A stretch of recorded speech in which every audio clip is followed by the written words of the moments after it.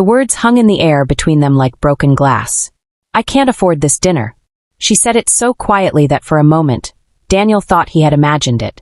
He looked across the table at the woman sitting in front of him, this woman he had asked out 3 times before she finally said yes, and he saw her hands trembling in her lap.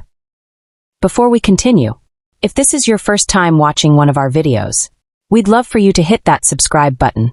Your support means the world to us, and it helps us bring you even more powerful stories. Her name was Claire. She was 48 years old. She had kind eyes and a smile that made something in his chest ache when he saw it. But right now, she was not smiling. Right now, she was staring down at the menu like it was a letter telling her bad news. Daniel set his own menu down.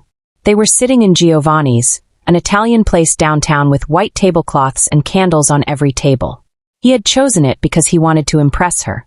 He had worn his best suit. He had made a reservation 2 weeks in advance. But now Claire was sitting across from him with her shoulders tight and her voice barely above a whisper, and Daniel realized he had made a terrible mistake. "Claire," he said gently, "it's okay. I invited you. This is my treat."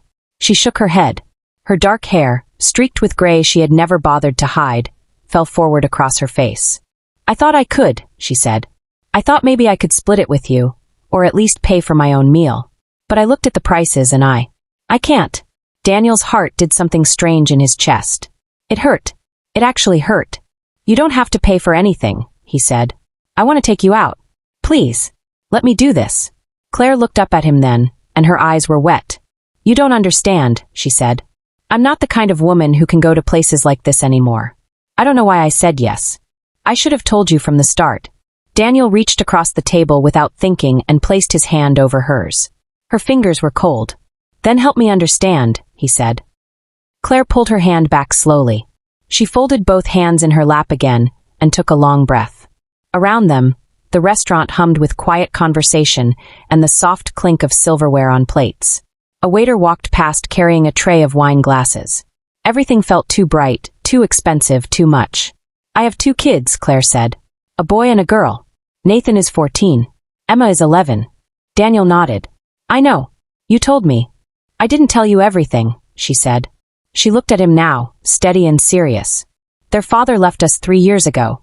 Just left. One morning I woke up and he was gone. There was a note on the kitchen counter. It said he couldn't do it anymore. He couldn't be a husband or a father. He needed to find himself." Daniel felt anger rise in his throat, but he stayed quiet. He let her talk. "I haven't seen him since," Claire continued. "No calls. No visits. No child support. Nothing. I work 2 jobs. I'm a receptionist at a dental office during the day, and 3 nights a week I clean office buildings downtown. I do everything I can, but it's never quite enough." She paused. Her voice was steady, but Daniel could hear the tiredness underneath it. The kind of tired that came from years of carrying too much weight alone. "I budget everything," she said. "Every single dollar. I know exactly how much I can spend on groceries each week. I know how much gas costs to get the kids to school and back. I know how many hours I need to work to keep the lights on." Daniel felt something break open inside him. Not pity.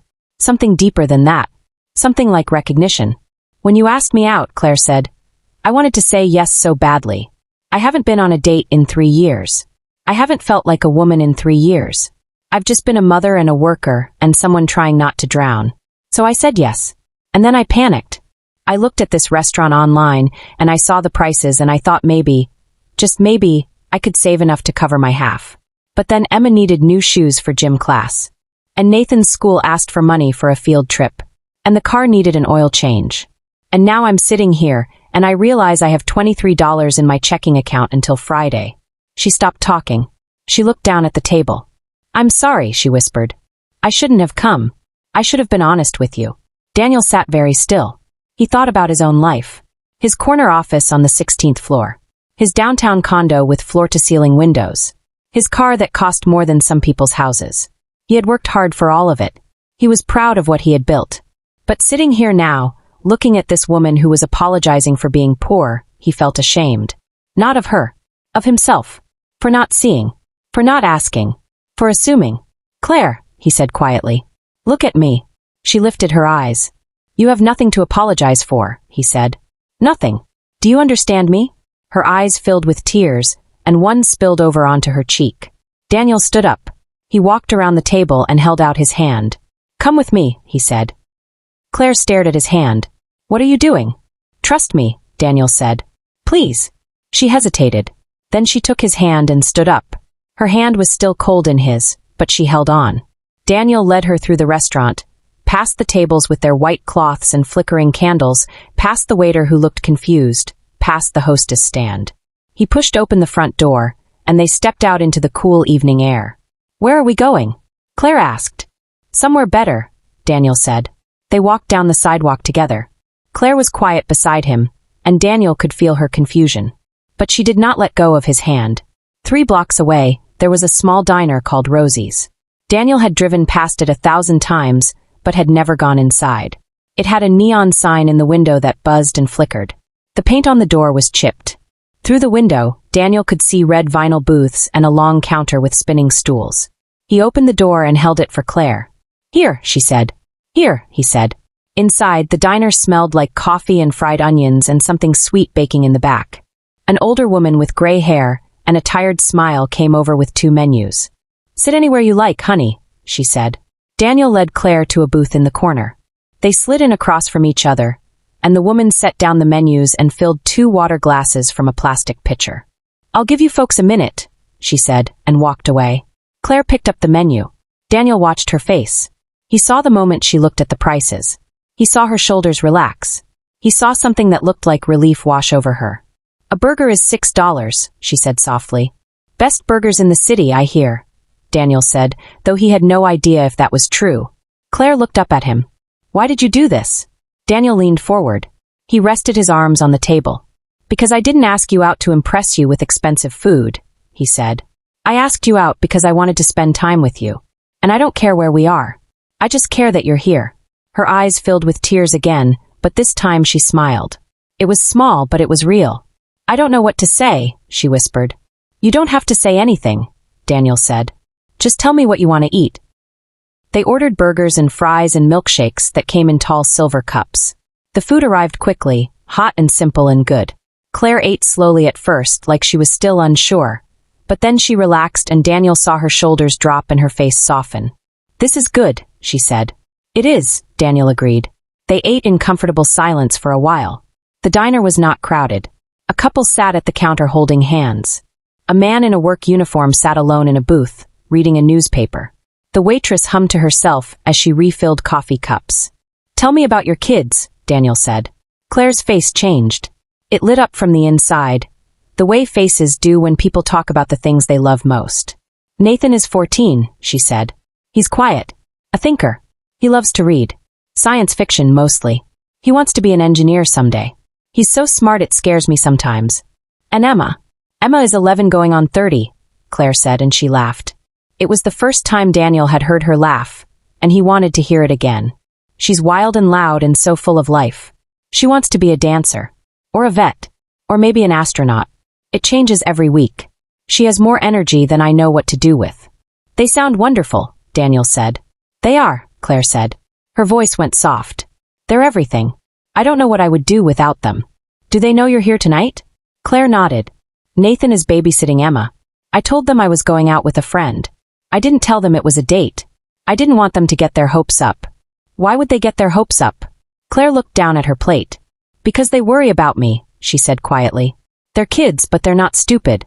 They know how hard I work. They know how tired I am. Emma asked me last week if I was happy. She's 11 years old, and she asked me if I was happy." Daniel felt his throat tighten. "What did you tell her?" "I told her I was happy because I had her and her brother," Claire said. "And that's true. But I also know what she was really asking. She was asking if I was lonely. And I am. I've been lonely for a long time." She looked up at Daniel then, and her eyes were honest and open. "That's why I said yes to you," she said. "Even though I knew I couldn't afford it. Even though I knew it was a mistake. I said yes because I wanted to feel like myself again.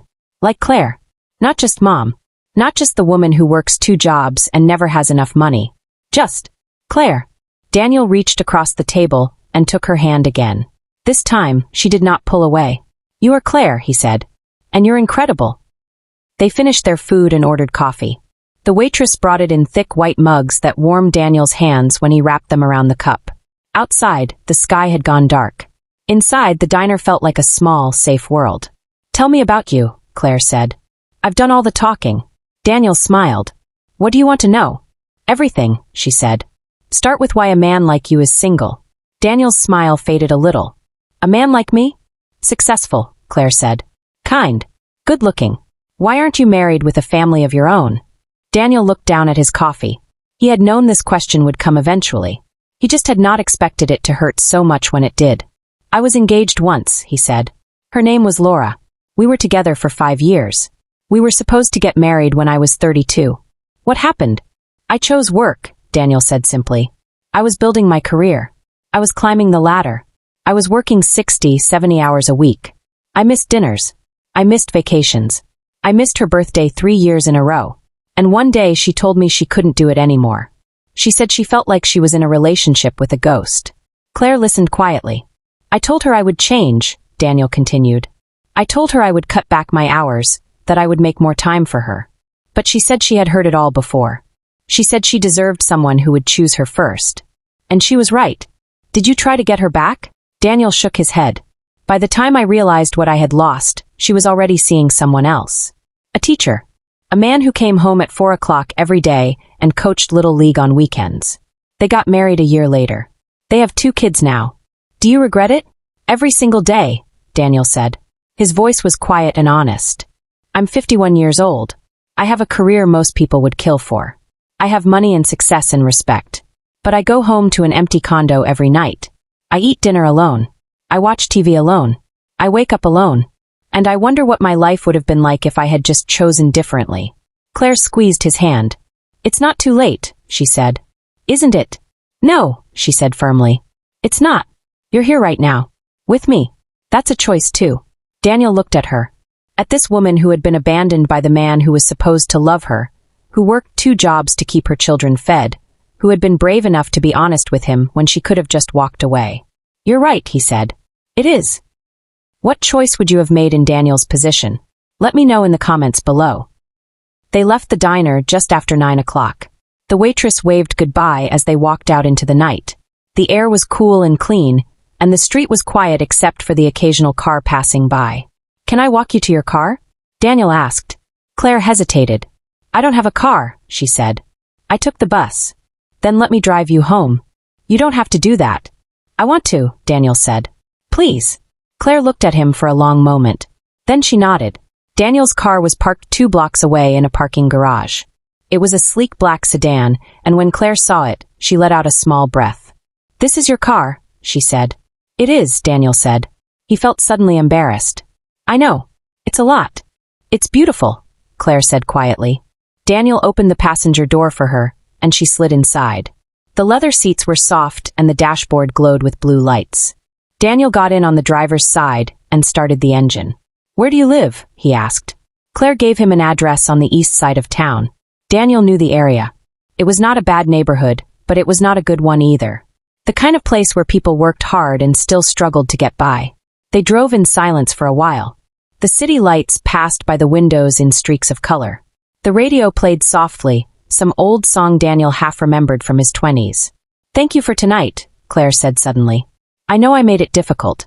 But you made it wonderful." "You didn't make it difficult," Daniel said. "You were honest. That takes courage." "I've never been good at pretending," Claire said. "I used to think that was a weakness.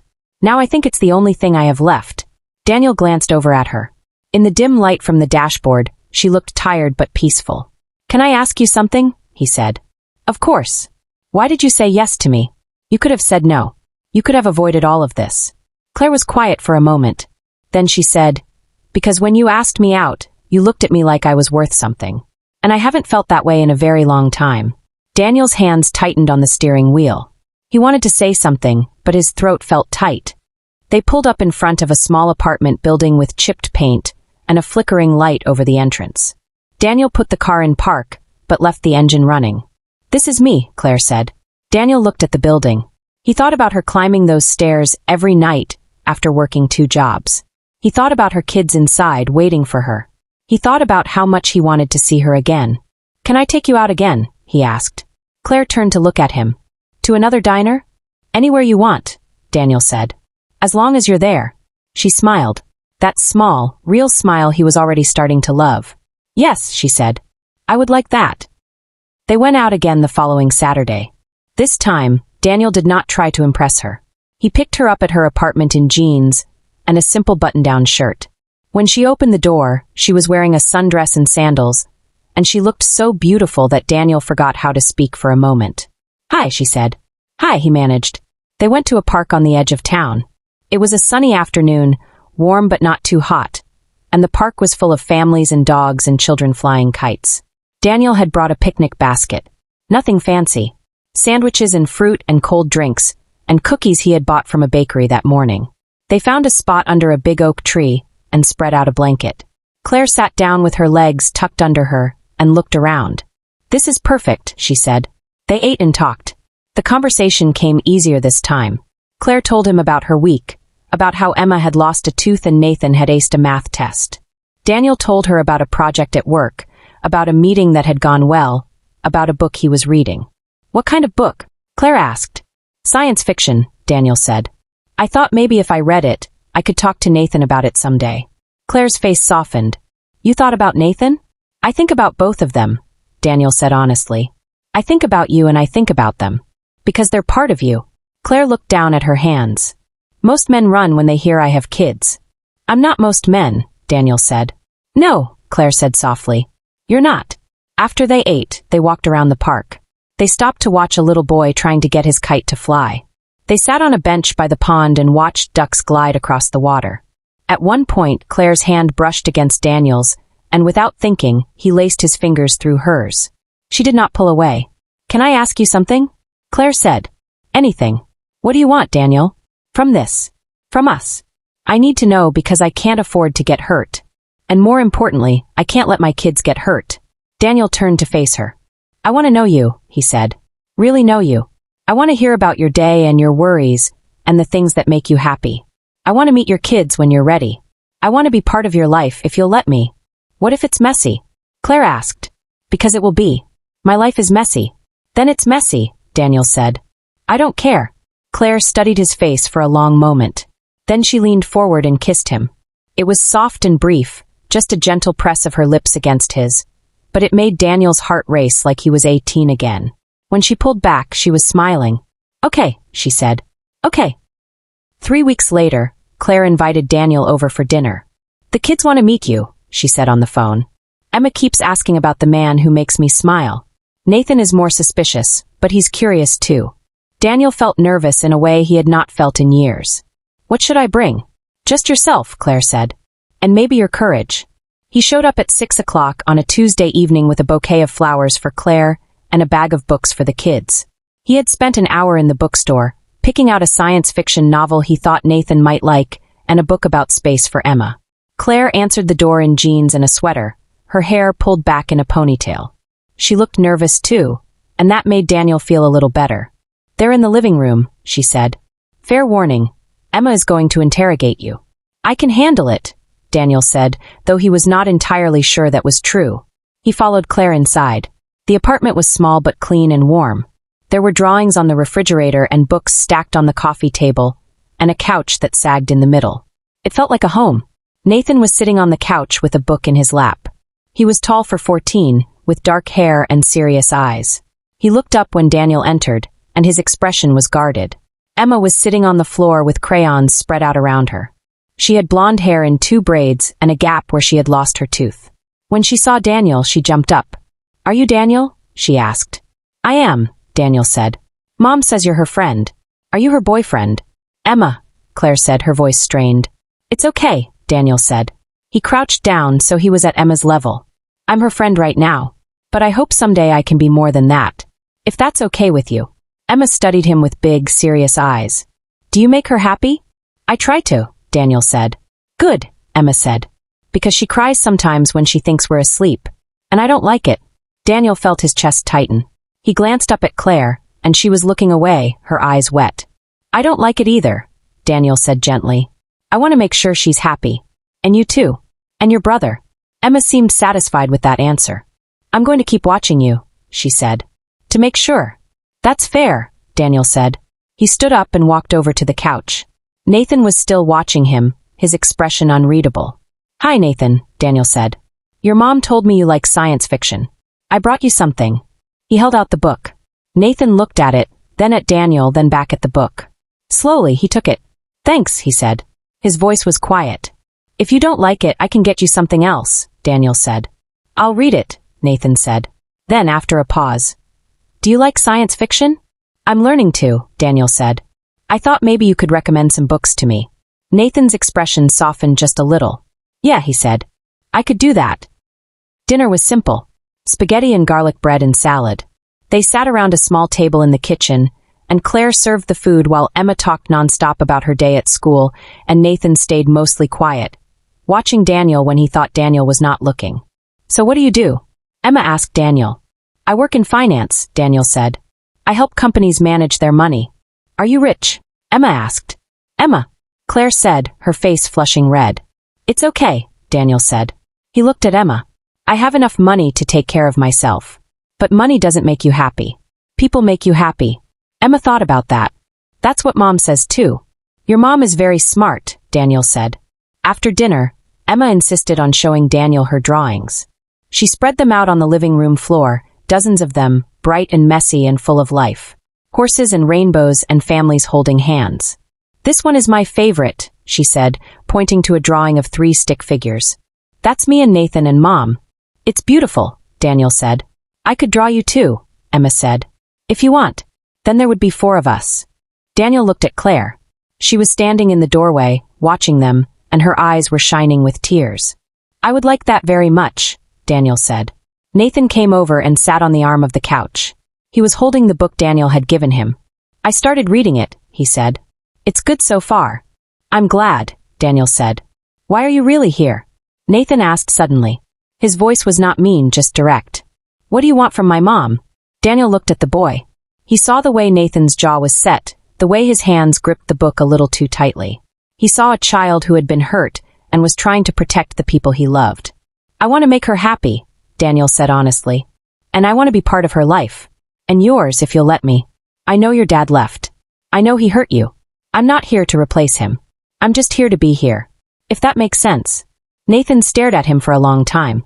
Then he nodded slowly. "Okay," he said. "But if you hurt her, I'll never forgive you." "I won't," Daniel said. "I promise." Do you think Nathan will learn to trust Daniel? Share your thoughts below. Over the next few months, Daniel became a regular part of their lives. He came over for dinner once a week. He helped Nathan with his math homework, even though Nathan probably did not need the help. He played board games with Emma and let her win most of the time. He fixed the leaky faucet in the kitchen and changed the light bulb in the hallway that had been out for 6 months. He did not try to be their father. He just tried to be there. One Saturday in October, Daniel took them all to the zoo. It was a cool, clear day and the zoo was crowded with families. Emma ran ahead, pointing at every animal and asking 1,000 questions. Nathan walked beside Daniel, his hands in his pockets, quiet but content. "Do you like him?" Claire asked Nathan when Emma dragged Daniel off to see the penguins. Nathan shrugged. "He's okay. Just okay." Nathan looked at his mother. "He makes you smile," he said. "So yeah, he's okay." Claire reached over and squeezed her son's hand. "I love you," she said. "I love you too, Mom." At the penguin exhibit, Emma was standing on her tiptoes, trying to get a better look. Daniel lifted her up onto his shoulders without being asked, and she squealed with delight. "I can see everything," she shouted. Claire watched them and felt something shift in her chest. Something that felt like hope, like possibility, like maybe, just maybe, it was okay to let herself want this. That night, after the kids were in bed, Claire and Daniel sat on the couch in the living room. The TV was on, but neither of them was watching it. They were just sitting close, Claire's head on Daniel's shoulder, his arm around her. "Thank you for today," Claire said. "Thank you for letting me be part of it," Daniel said. "They're starting to love you," Claire said quietly. "Emma already does. Nathan is getting there." "I'm starting to love them too," Daniel said. Then, after a pause, "And I'm starting to love you." Claire lifted her head and looked at him. "You are." "I am," Daniel said. "I know it's fast. I know we haven't been doing this for very long. But I can't help it. I think about you all the time. I think about the kids. I think about what it would be like to build a life with you." Claire's eyes filled with tears. "I'm scared," she whispered. So am I, Daniel said. But I think it's worth being scared for. Claire kissed him then, and it was different from the kiss in the park. It was deeper, more certain, like a promise. I think I'm starting to love you too, she said. But love, Claire was learning, did not erase everything else. It did not erase the years of struggle, or the fear of being hurt again, or the weight of responsibility she carried for her children. One evening in November, Claire came home from her late shift at the cleaning company exhausted and sore. Her back ached. Her hands smelled like bleach. She opened the door to her apartment and found Emma asleep on the couch and Nathan doing homework at the kitchen table. "Where's Daniel?" she asked. "He left an hour ago," Nathan said without looking up. "He made us dinner. Chicken and rice. There's some left for you in the fridge." Claire felt something twist in her chest. Gratitude and guilt all mixed together. She went to the fridge and pulled out the container of food. Daniel had left a note on top. "You work too hard. Let me help. D." She sat down at the table and started to cry. Nathan looked up. "Mom, I'm okay," Claire said, but she was not okay. She was tired. So tired. And she was scared that she was leaning on Daniel too much. That she was becoming dependent on him. That if he left, it would break her. "He's not Dad," Nathan said quietly. Claire looked at her son. "What?" "Daniel," Nathan said. "He's not like Dad. He's not going to leave." "How do you know?" "Because he doesn't look at us like we're a burden," Nathan said. "Dad always looked at us like we were too much. Like we were in the way. Daniel doesn't look at us like that. He looks at us like we matter." Claire reached over and took her son's hand. "You do matter," she said. "You and Emma matter more than anything in the world." "I know," Nathan said. "And I think Daniel knows that too." The next day, Claire called Daniel and asked if they could talk. They met at the park, the same one where they had their second date. It was colder now, and the trees were bare, but the sun was out and the sky was a bright, clear blue. "What's wrong?" Daniel asked as soon as he saw her face. "I need to be honest with you about something," Claire said. They sat down on a bench, and Claire took a deep breath. "I'm scared," she said. "I'm scared of how much I need you. I'm scared that I'm letting you do too much for us. I'm scared that if you leave, it will destroy me." Daniel listened quietly. "I've spent 3 years learning how to be alone," Claire continued. "Learning how to stand on my own 2 feet and take care of my kids without anyone's help. And now you're here, and you're wonderful, and I'm starting to depend on you. And that terrifies me." "Why?" Daniel asked gently. "Because what if you wake up one day and decide this is too hard?" Claire said. "What if you realize that dating a single mom with 2 kids and no money is not what you want? What if you leave just like he did?" Daniel turned to face her. He took both of her hands in his. "Look at me," he said. She looked at him. His eyes were steady and serious. "I'm not him," Daniel said. "I will never be him. I understand why you're scared. I understand why you're protecting yourself. But I need you to hear me when I say this. I am not going anywhere." "You don't know that," Claire whispered. "Yes, I do," Daniel said. "Because I've spent my whole life chasing things that didn't matter. Success and money and promotions and titles. And I lost the only woman I ever loved because I chose those things over her. I'm not making that mistake again. You and Nathan and Emma are not a burden. You're what I've been looking for my whole life. I just didn't know it until I found you." Claire's tears spilled over. "I don't know how to do this," she said. "I don't know how to let someone in." "Then let me help you learn," Daniel said. "I'm not asking you to give up your independence. I'm not asking you to stop being strong. I'm just asking you to let me stand beside you. Let me carry some of the weight. Let me be your partner." Claire looked at him through her tears. "You really mean that?" "I really mean that," Daniel said. She leaned forward and rested her forehead against his. "Okay," she whispered. "Okay." December came, and with it the holidays. Claire had always loved Christmas, but the last 3 years had been hard. Money was tight, and she could never afford to give Nathan and Emma the kind of Christmas she wanted to give them. This year felt different. Daniel asked if he could spend Christmas Eve with them, and Claire said yes. He showed up at 6 o'clock with bags full of groceries and a small box wrapped in silver paper. "What's all this?" Claire asked. "Dinner," Daniel said. "I'm cooking." "You cook?" "I'm about to find out," Daniel said with a grin. He made roast chicken and mashed potatoes and green beans and rolls. It was not fancy, but it was good, and they all sat around the little kitchen table eating and laughing and telling stories. Emma talked about the Christmas play at school where she played an angel. Nathan talked about the book he was reading. Claire just sat and listened and felt her heart swell with something that felt like joy. After dinner, Daniel pulled out the silver box. "This is for all of you," he said. Claire opened it slowly. Inside was a key. "What is this?" she asked. "It's a key to my condo," Daniel said. "I'm not saying you have to move in right away. I'm not even saying you have to move in at all if you're not ready. But I want you to have it. I want you to know that my home is your home." Claire stared at the key. It was small and silver, and it felt impossibly heavy in her hand. "Daniel," she whispered. "I can't. You don't have to decide anything tonight," Daniel said quickly. "I know it's a lot. I know it's fast. But I need you to know that I'm serious about this. About us. About building a future together." Emma leaned over to look at the key. "Does this mean we could live in a big place?" she asked. "Emma," Claire said, her voice strained.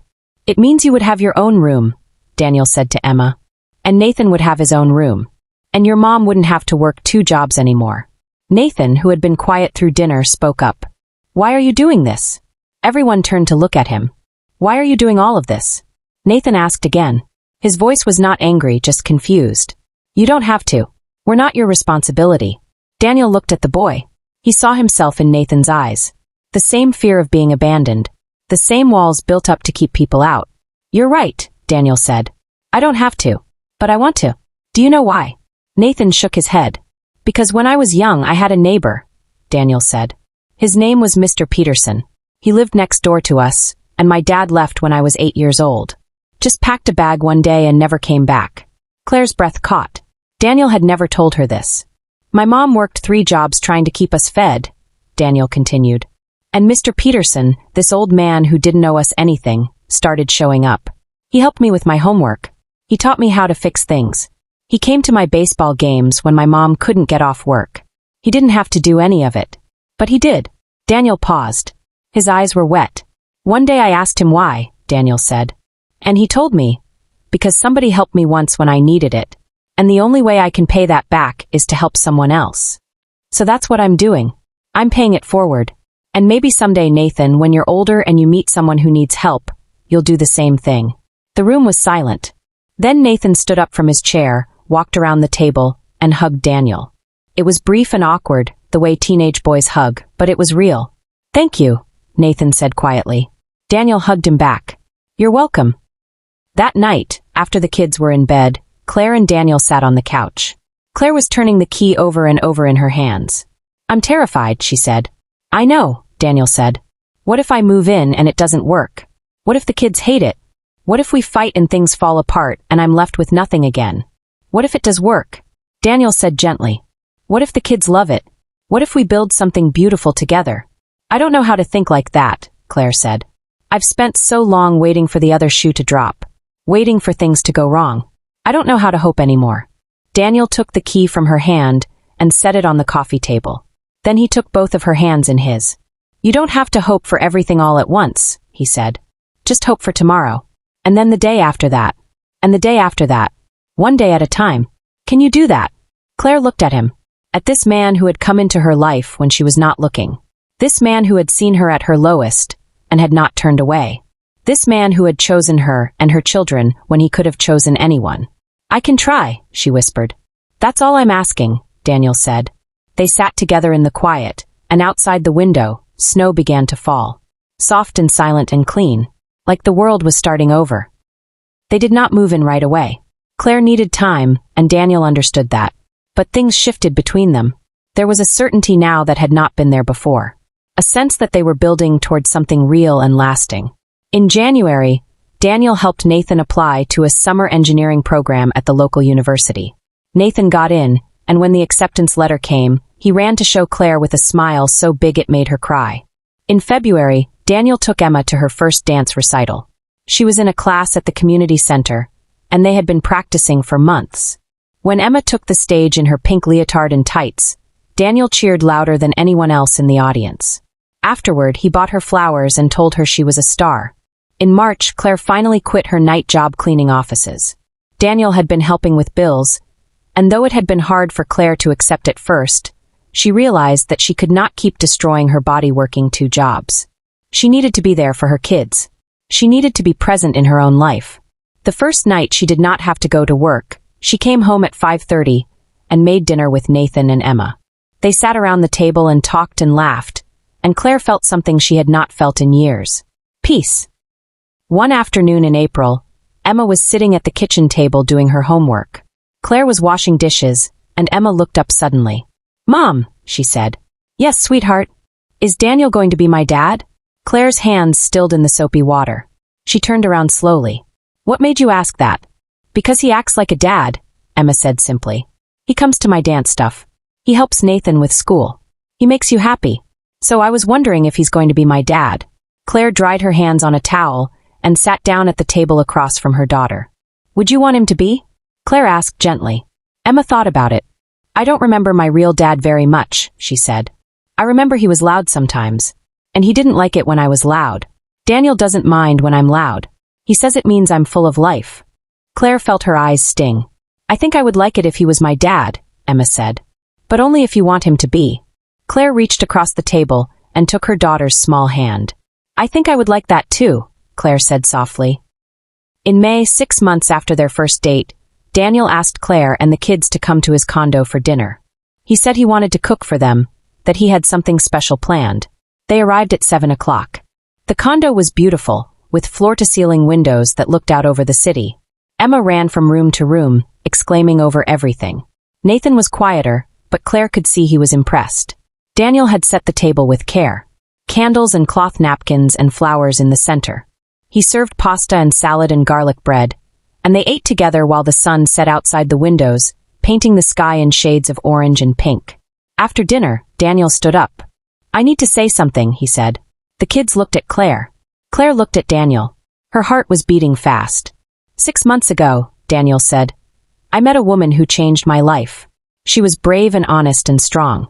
And she had 2 incredible kids who taught me what it means to be part of a family."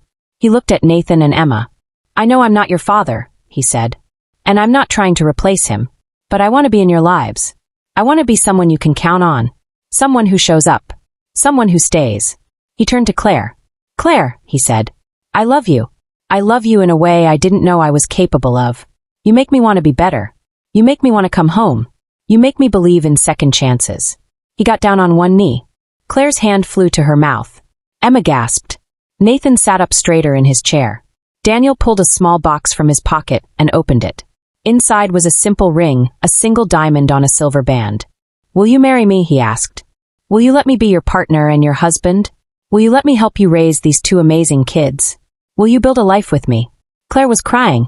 She could not stop crying. She looked at the ring and then at Daniel and then at her children. Nathan was smiling. Emma was bouncing in her seat. "Say yes, Mom," Emma whispered. Claire looked back at Daniel.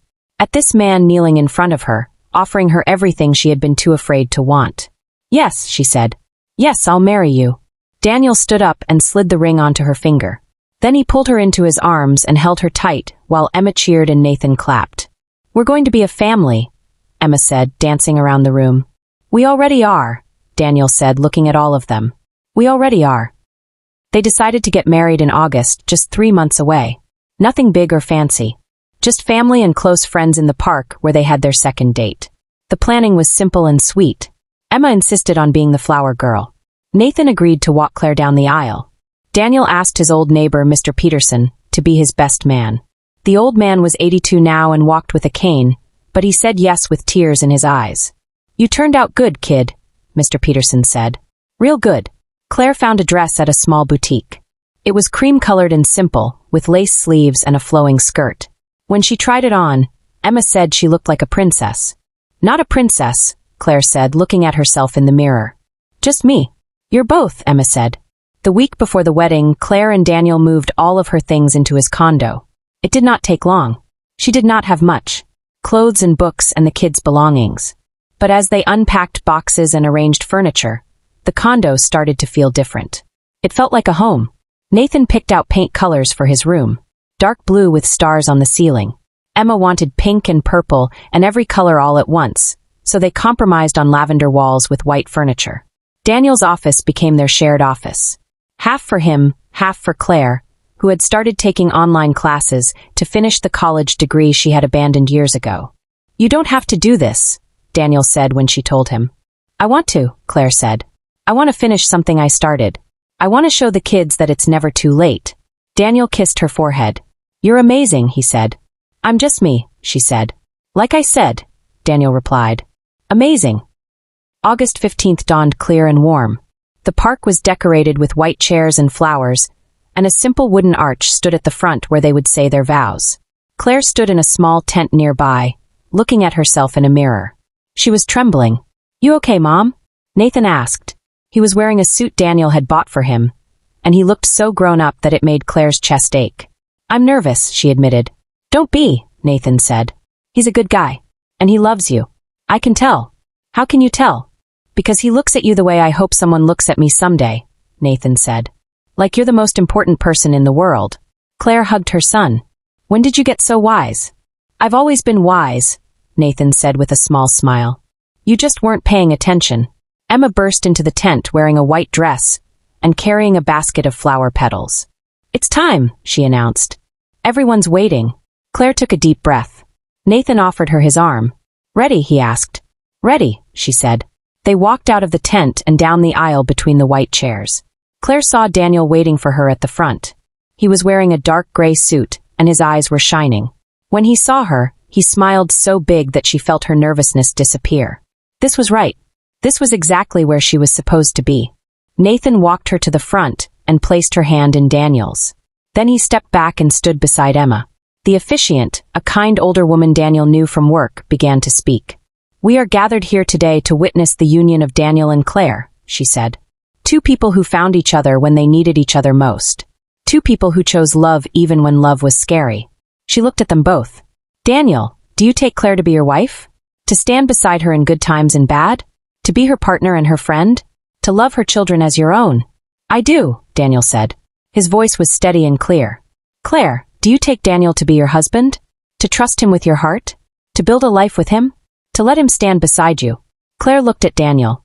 She thought about the night in the restaurant when she had whispered that she could not afford dinner. She thought about how far they had come. She thought about the future stretching out ahead of them, bright and open and full of possibility. I do, she said. Then by the power vested in me, the officiant said, I now pronounce you husband and wife. You may kiss. Daniel pulled Claire into his arms and kissed her. The small crowd erupted in applause. Emma threw flower petals into the air. Nathan smiled, and Claire felt for the first time in years like everything was exactly as it should be. The first year of marriage was not perfect. There were adjustments and arguments and moments when Claire's old fears came rushing back. Moments when she wondered if she had made the right choice. Moments when she felt like she was losing herself. But Daniel was patient. He listened when she needed to talk. He gave her space when she needed to be alone. He reminded her over and over that they were a team. Nathan started high school that fall. He joined the robotics club and made friends and started to come out of his shell. He still had quiet days when he missed the father who had left, but he talked to Daniel about it. And Daniel never tried to fix it. He just listened. Emma thrived. She joined every club and activity she could. Dance and soccer and art class. Daniel drove her to every practice and every game. He sat in the audience at every recital. He never missed a thing. Claire finished her first semester of college classes with straight A's. She was studying business administration, and she had dreams of someday opening her own small company. Maybe a consulting firm for single mothers trying to get back on their feet. She was not sure yet, but she was learning that it was okay to have dreams again. In December, on their first Christmas as a married family, Daniel surprised them all with a trip. A week at a cabin in the mountains. Snow and hot chocolate and board games by the fire. On Christmas morning, they opened presents together. Nathan got the gaming computer he had been wanting. Emma got a new dance bag and shoes. Claire got a locket with pictures of Nathan and Emma inside. And Daniel got a card that Emma had made. On the front, she had drawn a picture of the four of them holding hands. Inside, in her careful handwriting, it said, "Thank you for being our family." Daniel cried when he read it. Big, silent tears that rolled down his cheeks. "I love you guys," he said, his voice thick. "All of you. So much." "We love you too," Emma said, climbing into his lap. Nathan came over and stood beside him. "Yeah," he said quietly. "We do." Claire watched them from across the room. Her family. Her impossible, beautiful, messy, perfect family. And she realized something. She was not afraid anymore. In January, Nathan turned 15. He had grown 3 inches in the past year, and his voice had deepened. He was becoming a young man, and sometimes Claire looked at him and could not believe he was hers. One evening, Nathan came into the kitchen where Daniel was cooking dinner. Claire and Emma were out at dance class. "Can I talk to you?" Nathan asked. "Of course," Daniel said, setting down his spatula. "What's up?" Nathan sat down at the counter. He looked nervous. "I want to ask you something," he said. "And it's okay if you say no." "Okay," Daniel said. Nathan took a deep breath. "Would it be weird if I started calling you Dad?" Daniel froze. He stared at Nathan, and for a moment he could not speak. "I don't have to," Nathan said quickly. "I know you're not my real dad. I don't remember him very much anymore. And when I think about what a dad is supposed to be, I think about you. So I thought maybe, but it's okay if it's weird." Daniel walked around the counter and sat down beside Nathan. His eyes were wet. "It's not weird," he said. "It's not weird at all. So I can call you Dad?" "Nathan," Daniel said, his voice breaking. "I would be honored." Nathan nodded. He looked like he was trying not to cry. "Okay. Good. That's good." Daniel pulled him into a hug, and Nathan hugged him back. They stayed like that for a long time, and when they finally pulled apart, both of them were crying. "Don't tell Emma I cried," Nathan said, wiping his eyes. "Your secret's safe with me," Daniel said. That night, when Claire and Emma got home, Nathan walked up to Daniel and said, "Hey, Dad, can you help me with my homework?" Claire's head whipped around. "What did you just say?" Nathan smiled. "I asked Dad if he could help me with my homework." Emma gasped. "You called him Dad?" "Yeah," Nathan said. "Is that okay?" Claire looked at Daniel. He was smiling so big his face looked like it might split in half. "It's more than okay," Claire said softly. Emma jumped up and down. "Can I call you Dad too?" "I would love that," Daniel said. "Okay, Dad," Emma said, testing it out. Then she grinned. "That sounds good." In March, 2 years after Daniel and Claire had first met, a letter arrived in the mail. It was addressed to Claire, and the return address was from a city 3 states away. Claire opened it at the kitchen table while Daniel made coffee. Her hands started shaking as she read. "What is it?" Daniel asked, seeing her face. "It's from him," Claire whispered. "From Richard, the kid's father." Daniel set down the coffee pot. "What does it say?" Claire read the letter out loud. Her voice was flat and careful. "Dear Claire, I know I have no right to contact you. I know what I did was unforgivable. But I've been going to therapy for the past year, and my therapist said I need to make amends. So here I am, trying. I'm sorry for leaving. I'm sorry for abandoning you and the kids. I was scared and selfish, and I convinced myself that you were all better off without me. I know now that I was wrong. I've been thinking about Nathan and Emma a lot lately. I wonder what they look like now, what they're interested in, if they remember me. I would like to see them if you're open to it. I'm not asking to be their father again. I just want a chance to apologize, to tell them I'm sorry. Please think about it.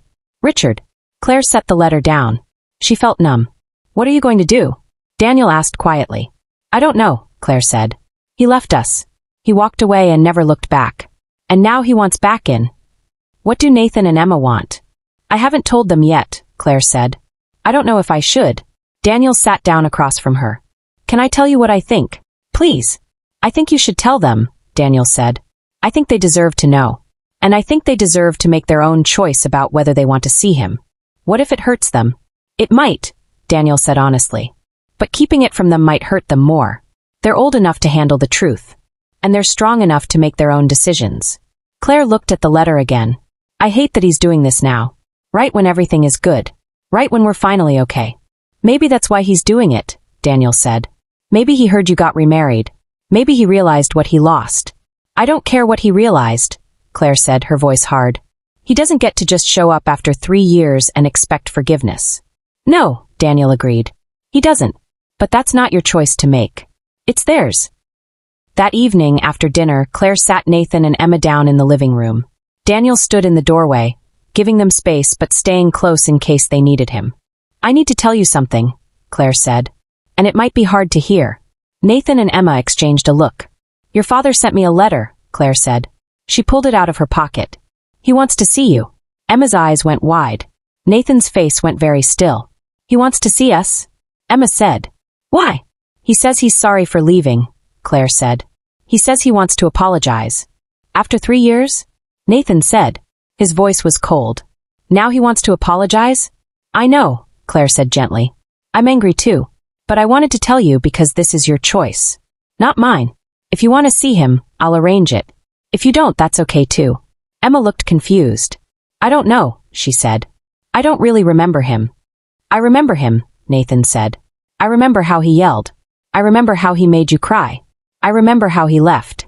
Nathan, Claire said softly. No, Nathan said, standing up. He doesn't get to do this. He doesn't get to leave us, and then come back when it's convenient for him. We're fine without him. We have Mom. We have Dad. He looked at Daniel when he said it. We don't need him. Daniel stepped forward. Can I say something? Nathan nodded. I understand why you're angry, Daniel said. You have every right to be. What your father did was wrong. But holding on to that anger is only going to hurt you. Not him. You. So I'm supposed to just forgive him? Nathan said. No, Daniel said. You don't have to forgive him. But you might want to hear what he has to say. Not for him. For you. So you can have closure. So you can move forward without wondering what if. Nathan was quiet for a long time. Then he looked at Emma. What do you think? He asked his sister. Emma twisted her hands in her lap. I don't know. Maybe we should meet him? Just once. Just to see.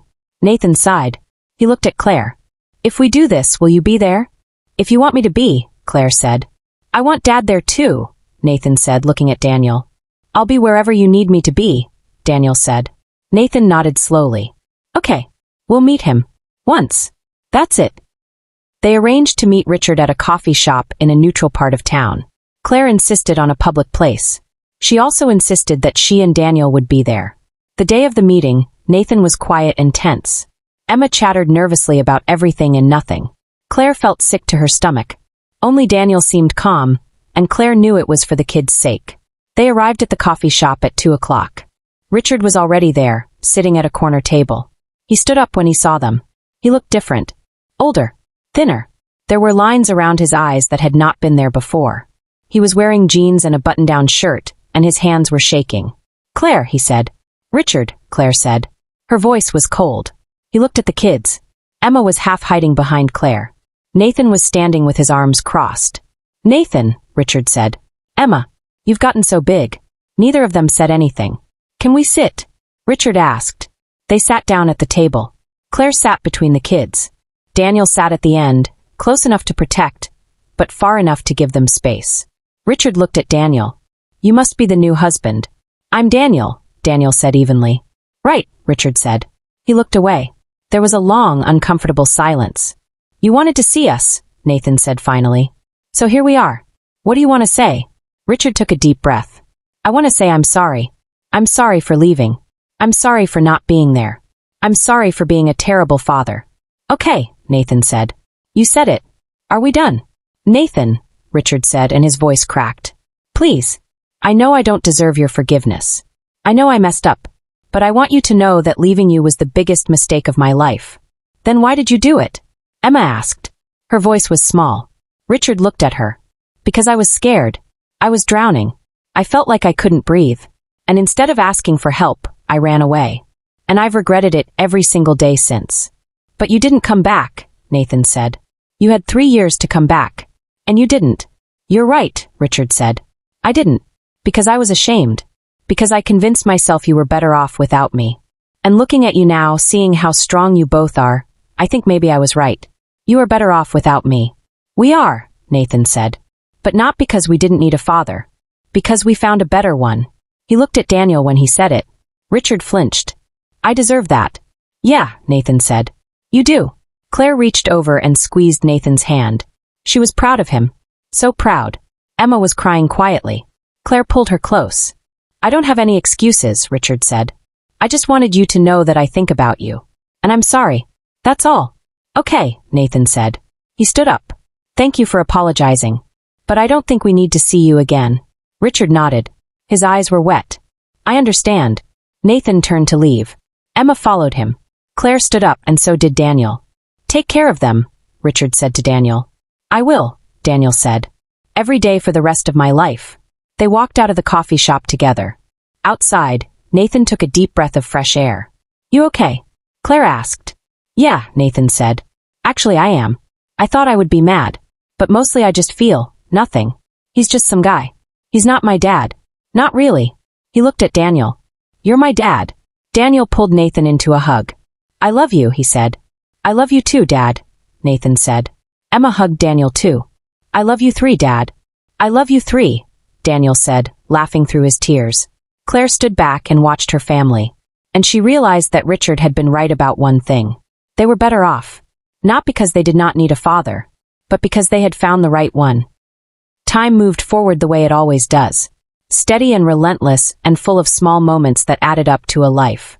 Nathan graduated high school at the top of his class. He gave a speech at graduation, and he thanked his mother for her strength and his father for showing up. When he said father, he was looking at Daniel. He went to college on a full scholarship to study engineering. He called home every Sunday. He was happy. Emma grew into a bright, wild, beautiful teenager. She joined the dance team at school. She brought home stray animals and friends who needed a place to stay. She filled the house with noise and color and life. Claire finished her degree and started her own consulting business. It was small at first, but it grew. She helped single mothers find jobs in housing and childcare. She helped them learn to stand on their own feet. She gave them the help she wished she had had. And Daniel came home every night. He coached Emma's dance team when they needed a volunteer. He helped Nathan move into his dorm room. He sat beside Claire at her graduation. He was there. Always there. They took vacations together. Small trips at first, then bigger ones. They went to the beach and the mountains and the city. They made memories. They had fights, of course, about money and schedules and whose turn it was to do the dishes. But they worked through them. They talked. They listened. They chose each other, over and over again. One evening, 5 years after their wedding, Claire and Daniel were sitting on the back porch of the house they had bought together. It was a small house in a quiet neighborhood with a yard where Emma could practice dance and Nathan could build things when he came home to visit. The sun was setting, painting the sky in shades of gold and pink. Claire was leaning against Daniel's shoulder. "Do you ever think about that first night?" Claire asked. "At Giovanni's?" Daniel said. "Yeah, all the time," Daniel said. "I was so embarrassed," Claire said. "I thought you would never want to see me again. I fell in love with you that night," Daniel said. "The moment you were honest with me. The moment you trusted me with the truth." Claire lifted her head and looked at him. "Really? Really?" Daniel said. "You were brave. You were brave. And I knew I wanted to spend the rest of my life with someone that brave." Claire kissed him, soft and slow and full of 5 years of love and trust and choice. "Thank you," she whispered. "For what?" "For seeing me," Claire said. "For staying. For choosing us." "Thank you for letting me," Daniel said. They sat together in the fading light, and Claire thought about the woman she had been 5 years ago, scared and struggling and alone. And she thought about the woman she was now, strong and loved and whole. She had not known it then, but that night at Giovanni's, when she had whispered that she could not afford dinner, her life had changed. Not because Daniel had money, not because he had rescued her, but because he had seen her.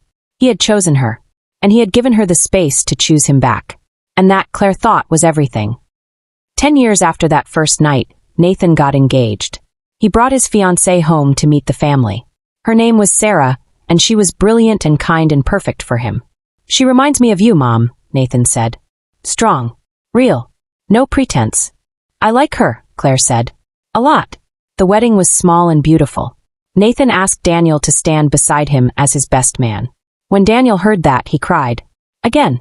I'm getting soft in my old age," he joked, wiping his eyes. "No," Nathan said seriously. "You're just finally letting yourself feel everything you were afraid to feel before." Daniel pulled his son into a hug. "When did you get so wise?" "I learned from the best," Nathan said. At the wedding, Nathan gave a speech. He talked about love and choice and second chances. He talked about his mother and how she had taught him what strength looked like. He talked about his father, his real father, he said, looking at Daniel, and how he had taught him what it meant to show up. "A father is not the man who shares your blood," Nathan said. "A father is the man who shows up, the man who stays, the man who chooses you every single day. And I've been lucky enough to have a father like that." There was not a dry eye in the room. Emma was 21 now, in college studying dance and business. She wanted to open her own dance studio someday. She was dating a quiet boy who treated her well and made her laugh. Claire liked him. "You raised good kids," Daniel said to Claire that night as they drove home from the wedding. "We raised good kids," Claire corrected. "We did, didn't we?" Daniel said, smiling. 15 years after that first night, Claire was 63 years old. Daniel was 66. They were both retired now, spending their days however they wanted. Traveling, reading, spending time with Nathan and Sarah's 2 children and Emma's new baby girl. One evening, Claire was looking through old photos. She found a picture from their first year together. All 4 of them at Christmas, smiling at the camera. Nathan was 15. Emma was 12. They looked so young. "Look at this," Claire said, showing Daniel. He put on his reading glasses and studied the photo.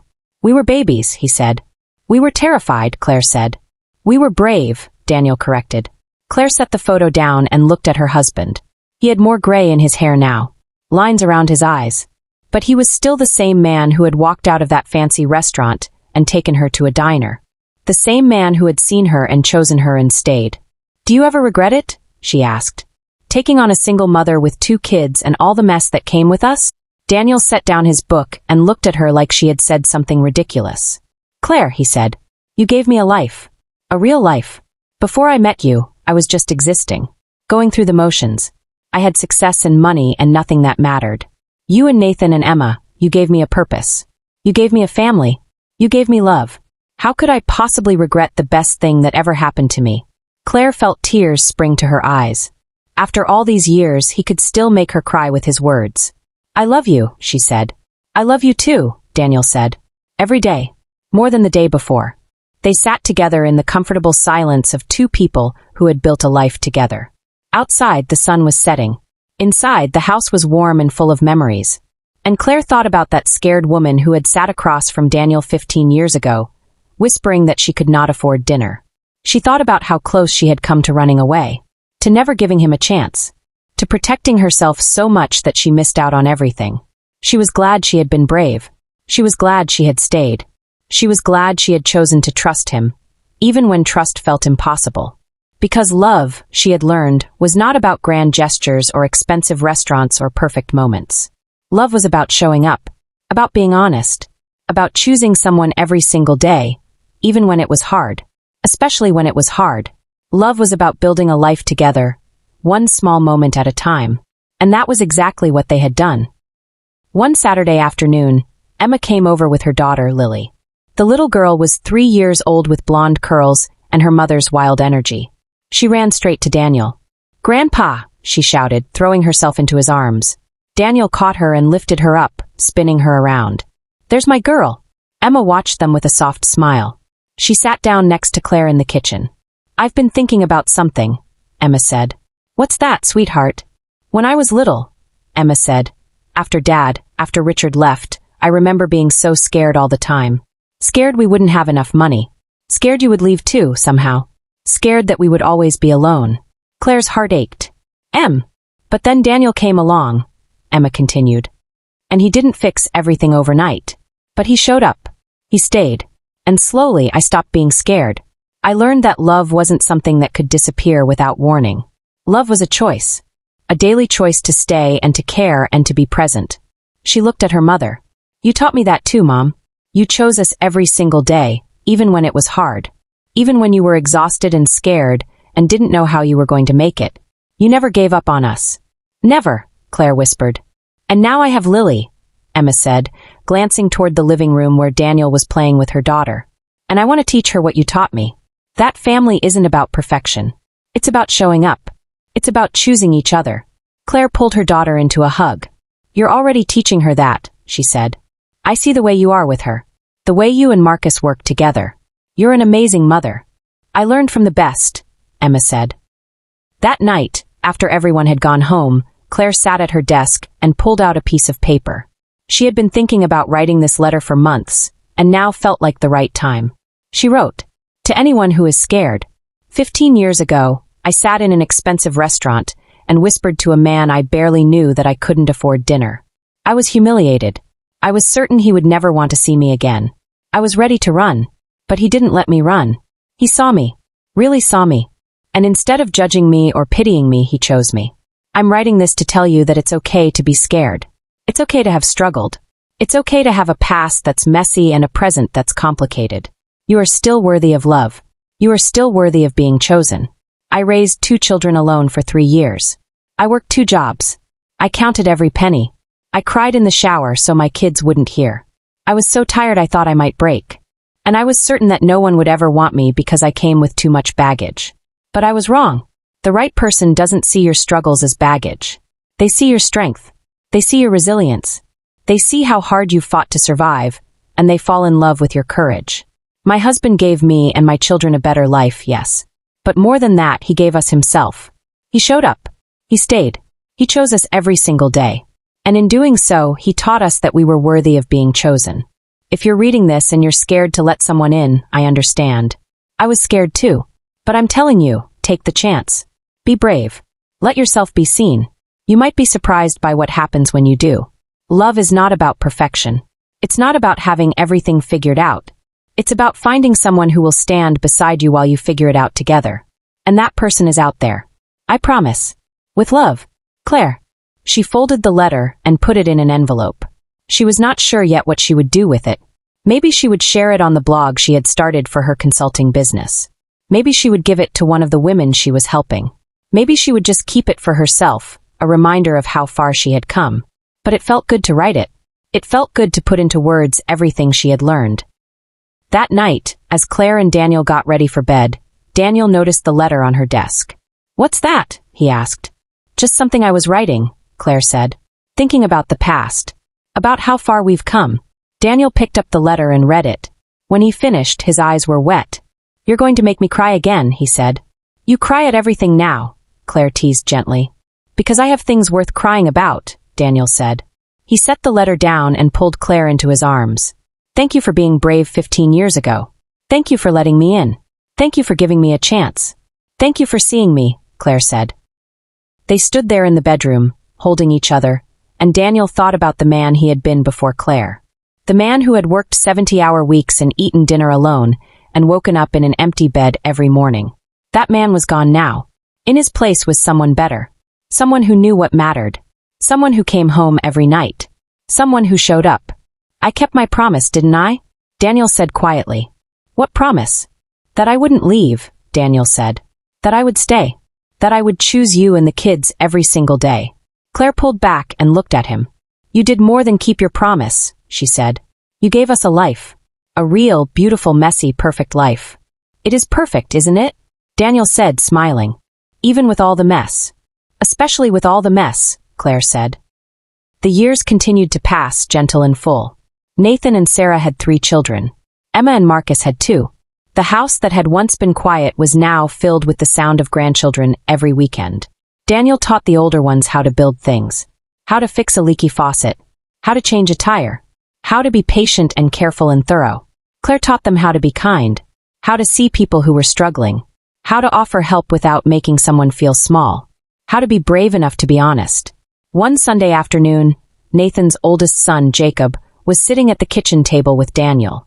He was 10 years old and full of questions. "Grandpa," he said, "Dad told me you're not his real dad." Daniel's hand stilled on the puzzle piece he was holding. "That's true," he said carefully. "I didn't meet your dad until he was 14. "But he calls you Dad," Jacob said, confused. "He does," Daniel said. "Why?" Daniel set down the puzzle piece and turned to face his grandson. "Because being a father isn't about biology," he said. "It's about showing up. It's about being there when someone needs you. It's about choosing to love someone and staying even when things are hard." Jacob thought about this. "So you chose to be his dad?" "I chose to love your grandmother," Daniel said. "And your dad and your Aunt Emma came with her. And I chose to love them too. Every single day." "That's cool," Jacob said. Daniel smiled. "Yeah," he said. "It really is." 20 years after that first night, Claire was sitting in her office at her consulting firm when a young woman came in for an appointment. Her name was Maria, and she was 32 years old with 2 small children and a husband who had just left her. Claire listened to her story. The fear, the exhaustion, the sense that she was drowning and no one could see it. "I don't know how I'm going to make it," Maria said, crying. "I don't know how to do this alone." Claire reached across the desk and took her hand. "You're not alone," she said. "I know it feels like you are. But you're not." "How do you know?" "Because I was you," Claire said. 20 years ago, I was exactly where you are now. Single mother. 2 kids. Working 2 jobs. No child support. No help. I was terrified every single day. Maria looked up. "What happened?" "I survived," Claire said. I kept showing up for my kids. I kept putting one foot in front of the other. And eventually things got better. Not perfect, but better. Did you ever find someone? Maria asked hesitantly. Claire smiled. I did, but not because I was looking. I found someone because I was brave enough to be honest. I went on a date, and I told him I couldn't afford the dinner we were about to have. And instead of running away, he stayed. He chose me. All of me. Including the mess. That's beautiful, Maria whispered. It was terrifying, Claire said. But it was worth it. And I'm telling you this because I want you to know that your story isn't over. This is just a chapter. A hard chapter. But there are more chapters coming. Better ones. Maria was crying again, but this time there was hope in her eyes. Thank you, she said. You're going to be okay, Claire said. I promise. After Maria left, Claire sat at her desk and looked at the photo on her wall. It was from Emma's wedding. The whole family together. Daniel's arm around her shoulders. Nathan and Sarah with their kids. Emma and Marcus with baby Lily. She thought about that scared woman who had whispered in a restaurant 20 years ago. She thought about how close she had come to giving up. To never taking a chance. To never believing she deserved more. She was so glad she had been wrong. One evening, Claire and Daniel were invited to speak at a community event about relationships and second chances. They stood on a small stage in front of a room full of people, and Claire was nervous. Why did we agree to do this? She whispered to Daniel. Because we have something worth sharing, he whispered back. The moderator asked them to tell their story. Daniel looked at Claire. Claire looked at Daniel. And together they told it. They told about the restaurant and the diner. About the struggles and the fears. About Nathan and Emma learning to trust. About Richard coming back and them choosing to move forward anyway. About building a life together, one day at a time. When they finished, the room was silent. Then someone started clapping. Then another person. Then everyone. During the Q&A, a young man raised his hand. How did you know? He asked. How did you know it was real? That it was worth the risk? Daniel thought about it. I didn't know, he said honestly. Not for sure. But I knew that I didn't want to look back in 20 years and wonder what if. I knew that she was worth the risk. That they were worth the risk. An older woman stood up. What would you say to someone who has been hurt before? Someone who is afraid to try again? Claire answered this one. I would say that being afraid is okay. Being cautious is okay. But don't let fear steal your future. Don't let one person who hurt you convince you that everyone will hurt you. There are good people in this world.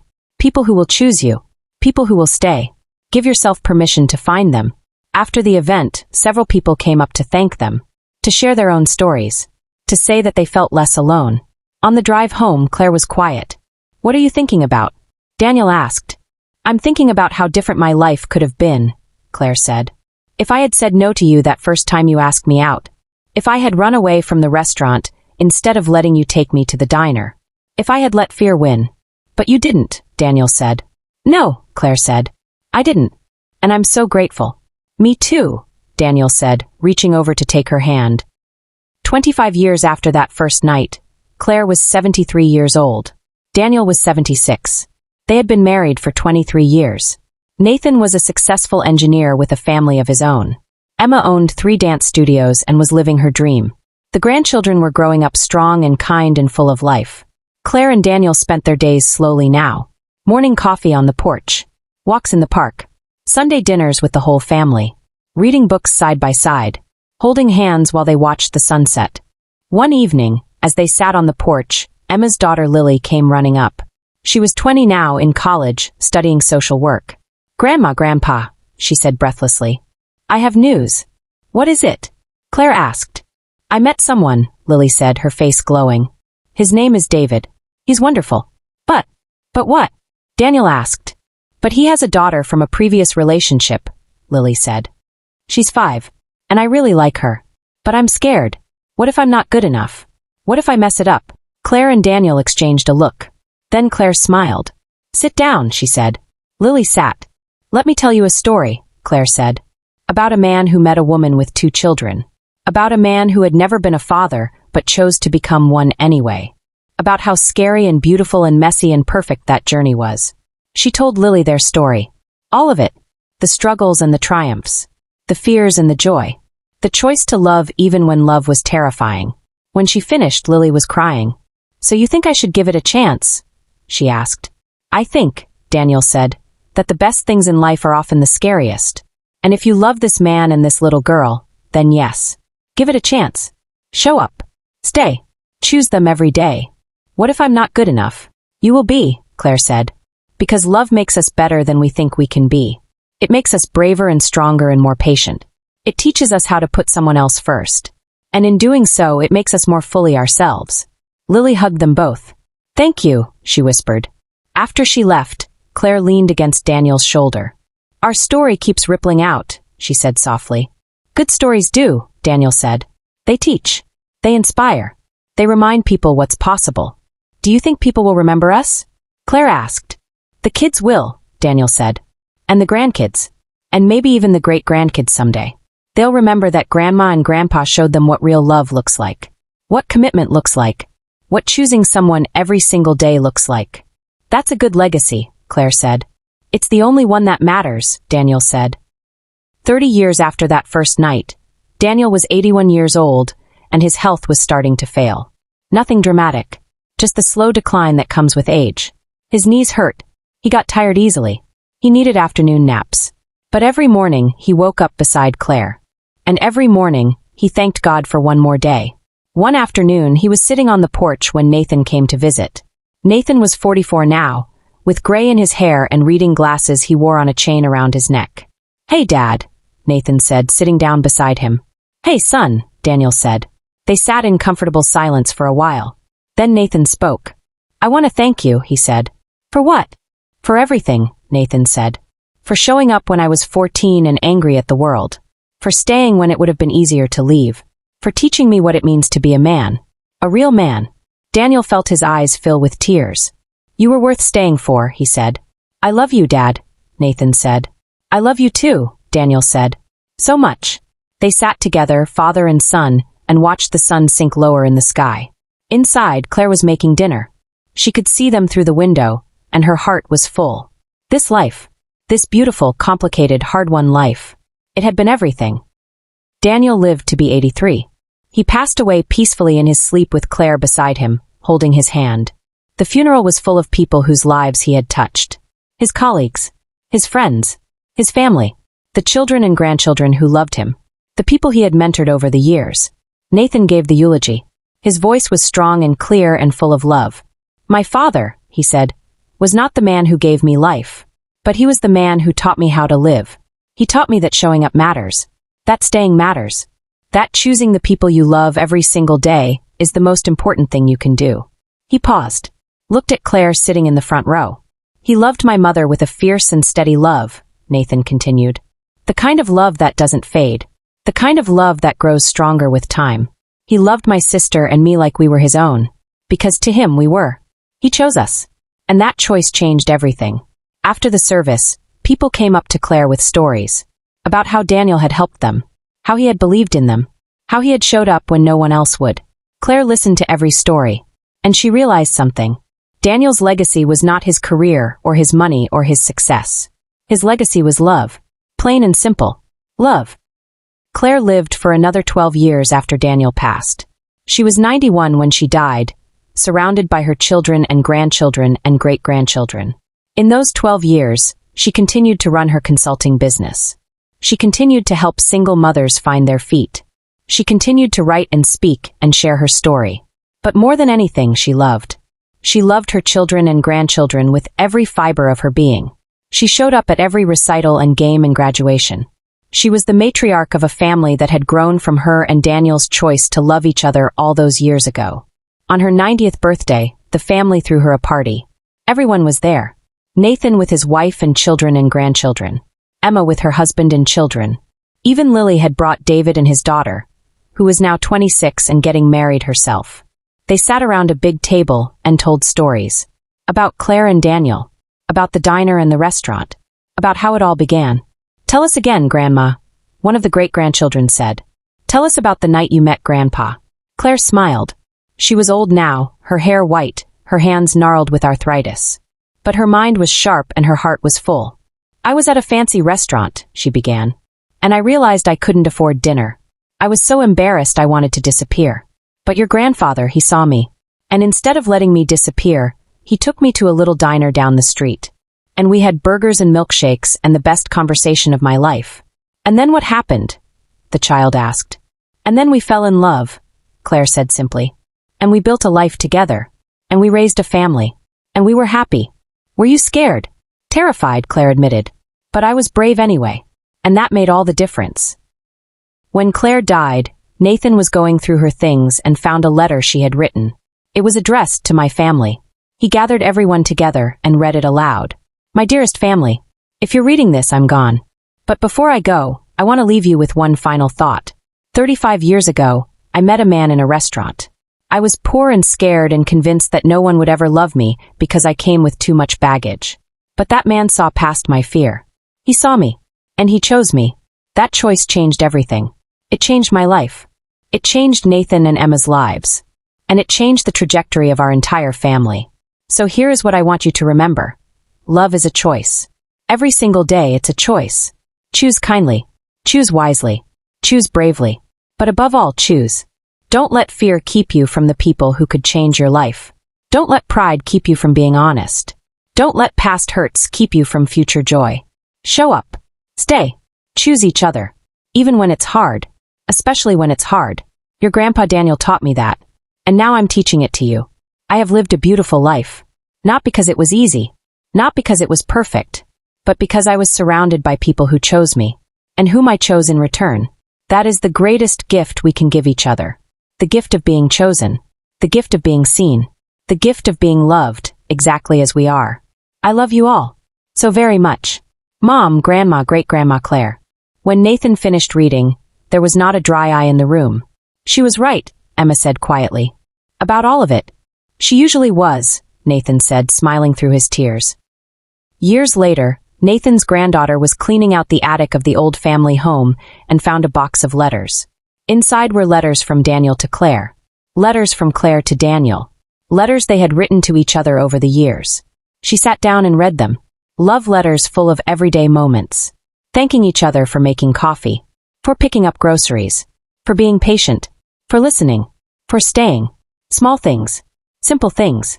But together, they added up to a lifetime of love. She brought the letters down to show her family. Look at this, she said. Look at how they loved each other. They passed the letters around, reading them, crying over them, marveling at the depth of care that had existed between two ordinary people who had chosen to build an extraordinary life together. This is what I want, Nathan's granddaughter said. This kind of love. This steady, everyday, showing up kind of love. Then find it, her mother said. And when you find it, choose it. Every single day. The way they did. And she did. And so did her siblings. And so did her cousins. The ripples of that one choice, Daniel choosing to stay, Claire choosing to trust, spread out through generations. Creating families. Creating love. Creating lives that mattered. All because one night in a restaurant a woman whispered, "I can't afford this dinner." And a man responded by choosing her anyway. Love is not about grand gestures. It's not about expensive dinners or perfect moments or fairy tale endings. Love is about showing up. It's about being honest, even when honesty is terrifying. It's about choosing someone, not just once, but every single day. In the big moments and the small ones. In the easy times and the hard ones. Love is about seeing someone, really seeing them, with all their flaws and fears and messiness, and saying, "You are worth it. You are enough. I choose you." Claire and Daniel's story was not remarkable because it was easy. It was remarkable because they chose each other when it was hard. Because they built something real and lasting out of honesty and courage and daily commitment. They taught their children, and their children taught their children. And the lesson rippled out, generation after generation. Choose love. Choose kindness. Choose to show up. Choose to stay. Because in the end, that's all we really have. The people we choose. And the people who choose us back. That's what changes everything. That's what lasts. That's what matters. And it all started with a whispered confession in a restaurant, and a man who chose to stay. Thank you for spending these hours with Claire and Daniel's story. I hope it reminded you that you are worthy of being chosen. That it's never too late for second chances. That love is not about perfection, it's about presence. If this story touched your heart, please share it with someone who needs to hear it. And remember, your story isn't over. The next chapter might be the one that changes everything. Choose bravely. Love deeply. Show up every day. And never, ever give up on the possibility of being seen, being chosen, and being loved exactly as you are.